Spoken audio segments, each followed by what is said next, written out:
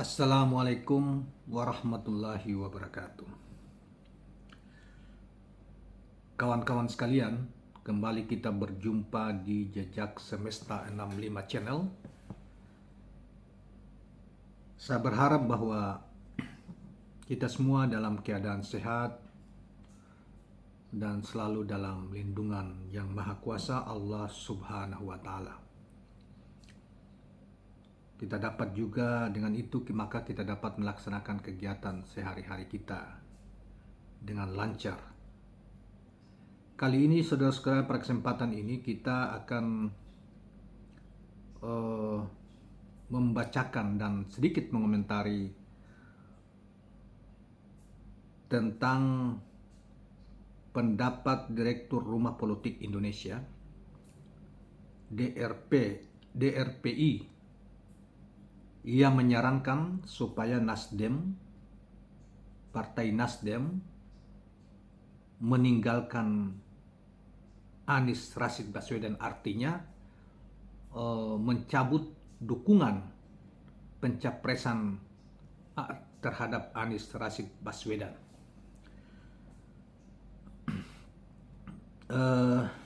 Yang bersangkutan direktur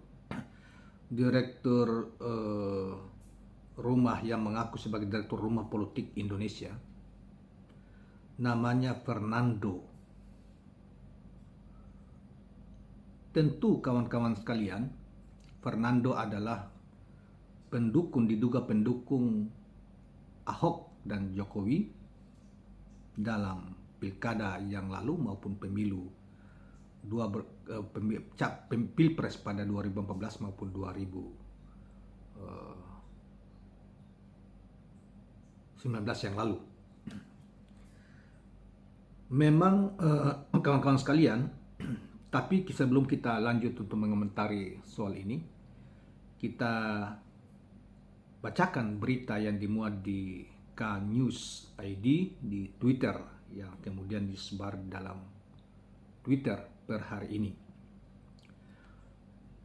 Direktur Rumah Politik Indonesia Fernando Emas mengaku tak heran dengan survei yang dilakukan oleh lembaga survei Indekstat yang menempatkan Partai Nasdem hanya memperoleh 2,1%. Lembaga survei Indekstat ini kita baru dengar ya, dan jangan-jangan juga lembaga survei ini gak jelas statusnya. Dari survei juga kemudian mencoba untuk menempatkan Nasdem pada 2,1%.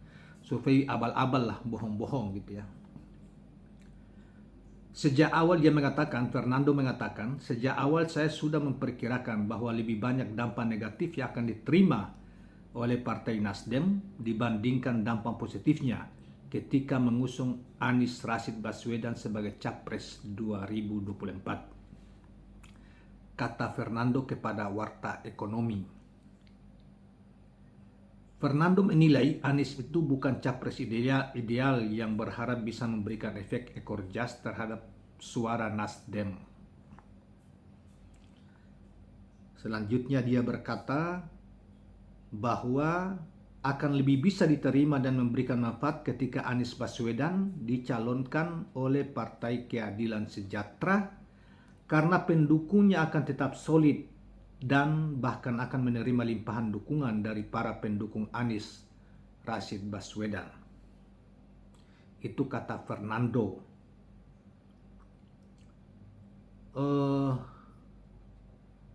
Kemudian selanjutnya dikatakan bahwa ia menilai para pendukung Anies sangat kecil kemungkinannya memberikan dukungannya kepada Partai Nasdem karena lebih baik bagi mereka memilih PKS. Fernando menyarankan sebaiknya Partai Nasdem segera melakukan evaluasi dukungannya terhadap Anies Baswedan sebagai calon presiden 2024 yang akan datang. Sambil kita ketawa-ketawa aja terhadap tapi kita selesaikan dulu membacakan ini, baru kita coba untuk urung rembuk memberi analisa atau komentar terhadap apa yang disampaikan oleh saudara Fernando ini. Dikatakan selanjutnya, lebih baik bagi Nasdem tidak mencalonkan Anies daripada menjadikan Partai Nasdem menjadi hanya kenangan pernah memiliki kursi di DPR RI. Selanjutnya, ketika Nasdem melakukan evaluasi dukungan terhadap Anies, masih ada kesempatan bagi Partai Nasdem untuk melakukan konsolidasi internal untuk kembali menjaring aspirasi Capres 2024 berdasarkan aspirasi kader Nasdem dan aspirasi rakyat Indonesia. Demikianlah komentar Fernando Direktur Rumah Politik Indonesia, katanya, mengakunya begitu, buat lembaga seperti itu. Padahal Fernando ini kita tahu adalah kelompok amat minoritas di dalam masyarakat Indonesia. Kita harus buka-buka aja. Mereka tidak sampai 10%. Secara totality dengan kelompok-kelompok yang lain mereka kurang lebih 13%. Tidak sampai 12%. Lantas kenapa mereka begitu yakin? Kalaupun toh mereka semua 100%-nya masuk ke Nasdem, tidak banyak pengaruhnya.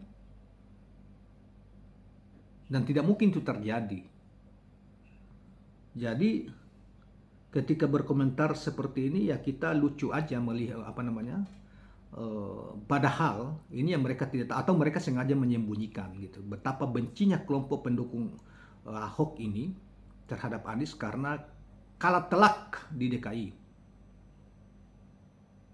Saya ingin mengatakan bahwa di demokrasi langsung seperti ini, di negara manapun, ketika mayoritas dalam suatu keyakinan, komunitas keyakinan dalam suatu negara itu dominan, minoritas tidak akan mungkin memenangkan sebuah pertarungan sekalipun yang bersangkutan luar biasa misalnya.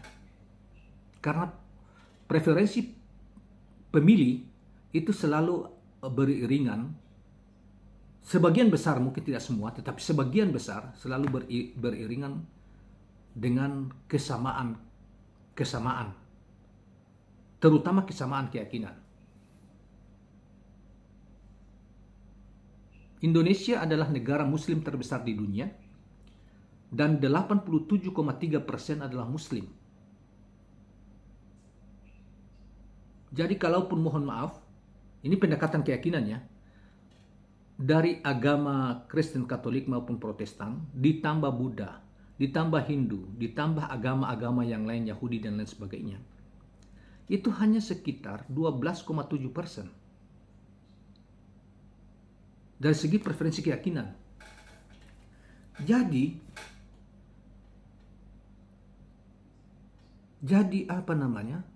orang seperti kita ambil Ahok saja misalnya. Orang waktu itu kan media mengagung-agungkan, termasuk kelompok-kelompok ini mengagungkan, mempengaruhi orang-orang yang lain dan menciptakan opini-opini bohong, penyesatan bahwa yang bersangkutan hebat luar biasa, padahal kan kita juga tahu bahwa Ahok mulutnya tidak beres, kerjanya juga tidak beres, dia juga lebih memihak kepada yang lain, membentak-bentak orang dan lain sebagainya, menunjuk-nunjuk dan bentak-bentak ke orang tua-tua yang berbusana muslim dan apa-apa kok. Perilaku dia seperti itu, ya. Kemudian ada perilaku Ahok seperti itu. Kemudian dia memilah-milah kebijakan-kebijakannya, menggusur orang-orang Islam luar biasa di mana-mana dengan alasan pembangunan dan memihak oligarki. Yang kemudian kalah telak, kemudian Anies dalam pilkada kalah telak, kemudian Anies yang disalahkan, dianggap bahwa Anies membawa. Ya di DKI itu berapa? Kan 90% muslim. Lebih dari hampir 90% itu kan muslim. Dengan perilaku Ahok dan model seperti itu, yang seakan-akan melawat masyarakat Islam, menggusur mereka, bicaranya kotor, membawa-bawa menista Al-Quran, ya mana mungkin mereka mau pilih dia sehebat apapun dia. Itu pun sebagian sudah memilih dia. Jadi orang seperti Fernando dan lain-lainnya, tentunya tidak semua Nasrani atau kelompok agama yang lain berpikir seperti Fernando. Yang menakut-nakuti partai seperti Nasdem, yang di dalam Nasdem itu begitu banyak orang pintar. Dan pasti orang mengetahui dia. Kita aja lah yang mengetahui yang bersangkutan, apalagi Nasdem. Pasti mereka juga sudah punya data. Sesungguhnya calon presiden, capres yang tokoh-tokoh yang ada saat ini, misalnya Ganjar, Prabowo, Anies, mereka sudah pasti tahu. Dan kita pun tahu bahwa yang sebetulnya yang paling populer dan paling tinggi yang diinginkan oleh rakyat hari ini adalah Anies. Bukan Ganjar, bukan Prabowo. Itu kan survei abal-abal semua itu yang tampilkan, itu mempengaruhi dan melakukan penggiringan publik. Nah, karena begitu mereka selama ini mencari makan, menghidupi diri mereka dan keluarga dengan cara-cara membohongi orang seperti ini, kayak membangun opini yang bohong, kemudian mengeluarkan data-data ke publik dengan kebohongan, data-data palsu, bohong dan lain sebagainya. Dan itu akan kemungkinan sulit untuk terjadi di masa pemerintahan Anies ketika pasca Pilpres yang akan datang. Maka orang-orang ini kemudian kayak galau dan mengatakan Nasdem akan habis dan lain sebagainya. Dan itu bukan cuma dia, ada juga dari NTT itu teriak-teriak di dalam YouTube dan lain-lain, mengatakan Nasdem habis, akan hancur dan kita tenggelamkan. Padahal itu minoritas yang sangat kecil, yang mungkin juga Nasdem tidak memperlukan mereka. Contoh lainnya, ketika Nasdem pada hari pertama mengumumkan capres calon presidennya Anies Baswedan, yang mundur siapa? Pendukung-pendukung Ahok. Yang di Bali itu satu orang. Kemudian ada dari NTT, ada satu orang cuap-cuap, padahal bukan juga kader Nasdem. Kemudian Kalimantan Barat, Tionghoa.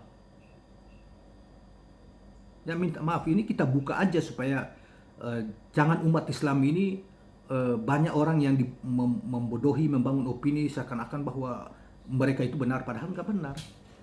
Nggak sampai mereka ini yang seperti Fernando ini nggak sampai 10%. Cuma mereka coba untuk menguasai opini untuk mempengaruhi, termasuk melakukan penggiringan. Oleh karena itu, umat Islam harus cerdas, ya, cerdas menilai dan memilah apa yang mereka sodorkan, yang disodorkan di berbagai media sosial maupun media online. Ini bukan soal apa ya? Soal politik apa ya? Identitas. Bukan soal itu. Tetapi adalah identitas kita menentukan preferensi juga bisa berdasarkan kesamaan identitas. Dan itu berlaku di seluruh dunia, bos. Tidak ada orang sepintar-pintarnya Muslim di Amerika Serikat itu yang bisa kalau bertarung di Pilpres kemudian mereka milih Muslim. Tidak ada. Bukannya itu negara demokrasi modern yang paling modern dan rasional, nggak ada. Tidak bakalan begitu. Di Rusia juga begitu. Di mana-mana, apalagi di China dan juga negara komunis itu. Nggak ada seperti itu. Jadi yang kecil biarlah tetap kritis, ikut serta berpartisipasi dalam pembangunan negara bangsa kita, tetapi jangan berupaya untuk melakukan penggiringan opini, mencoba membodohi orang. Kamu kira bahwa seluruh Muslim di Indonesia ini bodoh? Nah, kemudian mencoba untuk mempengaruhi Nasdem, menghadirkan data-data palsu bahwa Nasdem akan cuma 2,sekian%, dan hanya mengatakan bahwa itu PKS yang akan lebih diuntungkan oleh pencalonan Anies dan lain sebagainya. Itu kan tipuan yang coba dibangun melalui media, narasi. Nah, bukti lain saya mengatakan bahwa Partai Persatuan ketika mendukung Ahok di DKI, dulu P3 itu pernah memenang pemilu DKI. Sebelumnya ada beberapa kursi, ada sekitar 5 atau 6 kursi dalam pemilu yang lalu. Begitu pemilu yang baru sisa 1 kursi. Akibat karena dia berkoalisi dengan Ahok, mendukung Ahok. 1. Kedua, Gerindra langsung naik berlipat-lipat kursinya. PKS demikian juga. PAN ketika pada putaran kedua tadinya dukung AHY, kemudian bergabung ke Anies, dari 2 menjadi 9. Bahkan mereka bisa tembus DPR RI. Jadi analisa apa yang dibilang Fernando itu omong kosong, tipu-tipu. Dan saya yakin para pemimpin Nasdem mereka punya data tentang dukungan rakyat terhadap terhadap partai. Efek Anies kepada Nasdem akan besar sekali, termasuk juga ke PKS, termasuk juga Demokrat, bagi partai-partai yang akan memberikan. Dan saya yakin P3 akan datang kalau dia tetap mendukung Ganjar atau siapapun akan tenggelam. Bahkan sebelumnya sudah tenggelam, cuma karena dibantu aja untuk sehingga loloskan P3 itu. Semua orang tahu itu. Nah dan P3 itu adalah partai yang beralas pada politik identitas. Dulu ada PAN, ya, walaupun tidak tergambar di dalam simbol-simbol. Ya, PDIP juga seperti itu. PDIP itu penggalangannya itu dengan menggunakan politik identitas. Dulu ada partai partai Kristen dulu yang lambangnya salib itu. Tapi kan tidak lolos karena memang sangat minoritas. Bukan kita berada. Jadi saudara sekalian, umat Islam Indonesia ini dengan peristiwa dengan 2 kali dan 2 kali kepemimpinan Pak Jokowi yang dirasakan tidak banyak hal tidak atau merugikan umat Islam dari sisi opini dan lain sebagainya, karena dianggap bahwa Islam itu yang banyak disuarakan oleh para pendukung Pak Jokowi, dan terutama di dalamnya itu dari kelompok-kelompok yang tidak jelas identitasnya, yang selalu menudingkan tentang radikalisme, intoleransi, dan apa-apa itu pada umat Islam.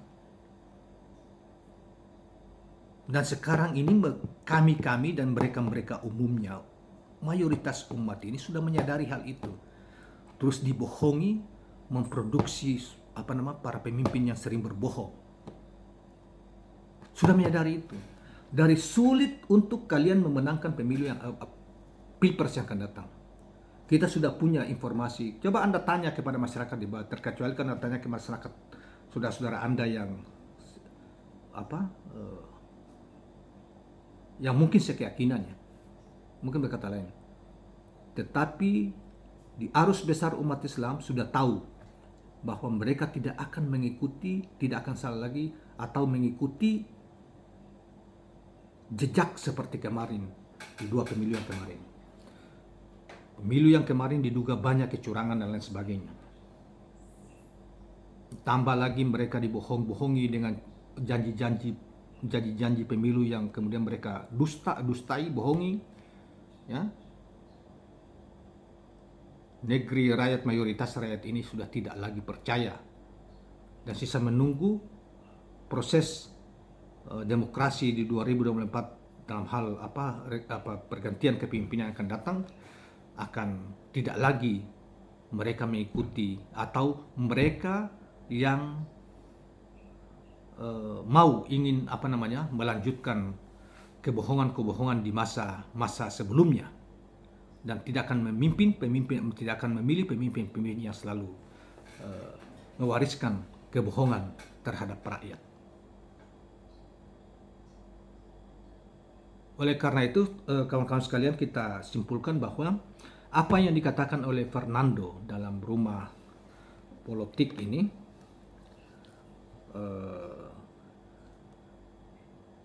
Rumah Politik Indonesia, Direktur Rumah Politik Indonesia ini yang bernama Fernando. Nama Fernando kan jelas itu identitasnya. Dan dia ini diduga adalah pendukung Pak Jokowi dan pendukung Ahok fanatik. Dan mereka kemudian mencoba membangun opini yang aneh-aneh atau menipu untuk menggiring opini, melakukan kebohongan di media supaya dikira rakyat akan percaya. Tidak lagi dipercaya. karena sudah terbukti bahwa, sekali lagi, terbukti bahwa janji-janji para pemimpin yang lalu sebelum pemilu dan saat sudah 2 kali ini rata-rata palsu, bahkan rata-rata dusta.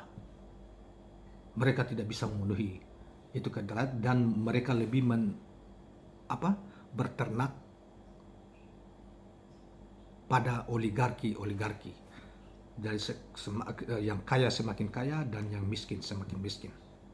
Jadi memainkan citra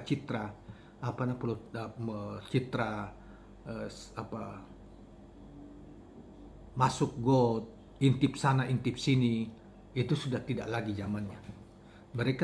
Rakyat ini membutuhkan pemimpin yang santun, pemimpin yang cerdas, pemimpin yang punya moral, pemimpin yang bisa memenuhi janji-janji kampanyenya kepada rakyat. Dan itu ada pada Anies Rashid Baswedan. Oleh karena itu Nasdem kemudian menangkap itu Anies Rashid Baswedan lebih duluan dibanding yang lain-lain. Ya, demikianlah komentar kita terhadap Fernando. Ya. Kawan-kawan sekalian, mudah-mudahan bermanfaat apa yang kita sampaikan di video ini, dan jangan lupa subscribe, like, dan share channel ini. Assalamualaikum warahmatullahi wabarakatuh.